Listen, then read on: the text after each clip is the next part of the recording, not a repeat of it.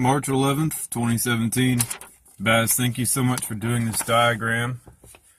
For those that are interested, here's the birthing star, white dwarf, comes up, expands to its biggest, and it cools, shrinks, dies, loses mass. And I couldn't help, if you see the writing on there, I couldn't help but to draw a little inference, an inverse relationship of temperature and population in stellar metamorphosis. So what you have here are bright, young, hot stars being the least populous in evolving galaxies. But as they cool and die, their populations increase significantly. This being said, it's an inverse relationship. If it's really bright, if it's energetic, if the surface temperature is really high, there are very few of them. And the hotter it is, the fewer there are, because they cool down fast. And the cooler and cooler they get, the more populous they get, to the point to where they stop shining altogether, and they just remain cold, dead worlds, black dwarfs, which wander the galaxy indefinitely. And that being said, Neptunes are hotter than ocean worlds, which are hotter than Earths, which are hotter than Venuses, and on and on and on. So you have more of the cold ones, a hell of a lot more, than you do of the hot ones. I'll go ahead and read this paper out to you. This is the most recent paper I published. Again,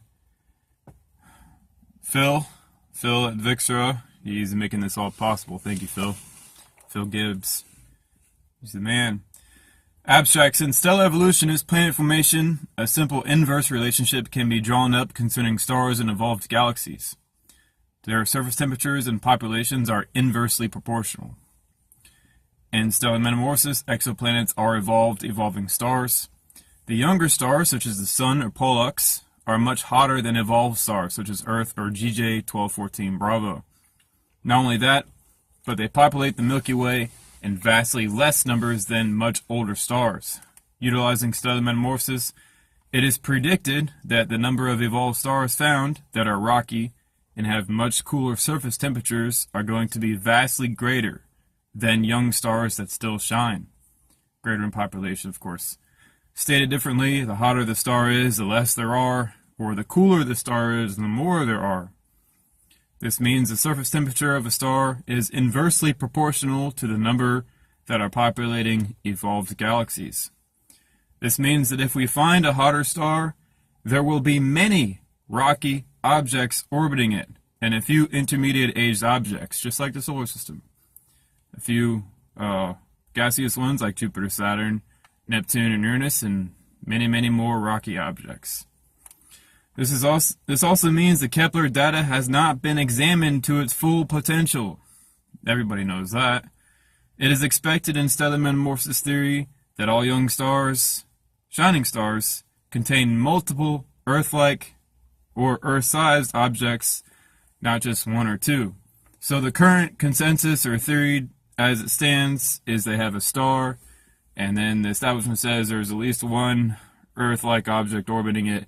No, there's 2, 3, possibly many, many more, and that's predicted in stellar metamorphosis. It's also been found by Trappists, but the reason why they haven't been able to find them is because the stars are so bright. They've only been looking at the spectrums of stars, for the most part, Kepler data, between 5,000 and 6,000, 7,000 Kelvin. When they examine that data further, they'll find out there were a shitload more Earth-sized objects in those orbits. It is also predicted that in evolved galaxies there will be much greater numbers of Earth-like objects with civilizations on them. In galaxies that are young, the time for the stars to cool down to Earth-like or ocean world state has not been available. In young galaxies, this inverse rule applies on a limited basis, because not a lot of stars have enough time to die. And in very evolved galaxies, this inverse rule applies in an extreme manner, as the majority of the stars have cooled well beyond their ability to shine, and even sustain life, in accordance to stellar metamorphosis theory. So evolved galaxies, they have a lot of evolved stars in them, obviously. It goes hand in hand. It is also noted that since evolved galaxies no longer contain the large numbers of strong gravitationally attractive stars, they will fall apart and seed the universe with an excess of dead stars. Therefore, the probability of dead stars taking up orbit around still evolving galaxies is quite high, as the universe is infinite in age. Sorry, Big Bangers. The Moon and Mercury are noted examples of objects which quite possibly have originations in galaxies that have since grown, evolved, and dissipated back into the universe. One should wonder if the Moon really was from another galaxy, then it stands to reason human beings were once standing on an object that was once separated by millions of light years. What was once far, far away is currently right in our rocket-accessible backyard. Pieces of a dead star from another galaxy entirely being kept in the Smithsonian. I've seen them with my own eyes. The greatest of objects are right below us and already in our hands. What it takes now is a good explanation. That being said, this graph has a lot of more work to do. Obviously, there's a parameter here, there's a parameter here, and this is actually more or less a three-dimensional kind of model. And there are other parameters to add. Of course, I'll go ahead and help Baz out in labeling those and getting this all sorted and figured out. But this is a good start, because for one, establishment, they have failed to make the connection between hot young stars and older stars, because they keep the fusion model of stellar evolution, which is 1950s pseudoscience. But of course, that's very blasphemous to establishment. And that basically sums up this talk. Alright, y'all, take it easy.